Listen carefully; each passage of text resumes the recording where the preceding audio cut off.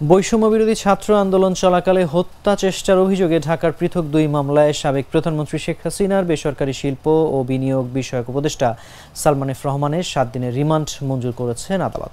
বুধবার তাকে কারাগার থেকে ঢাকার চিফ জুডিশিয়াল ম্যাজিস্ট্রেট আদালতে হাজির করে পুলিশ।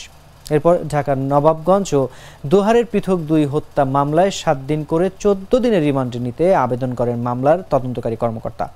উভয় পক্ষে শুনানি শেষে ঢাকার senior judicial magistrate M Saiful Islam তার জামিন আবেদন নামঞ্জুর করে নবাবগঞ্জের মামলায় ৪ ও দোহারের মামলায় ৩ দিনের রিমান্ড মঞ্জুর করেন।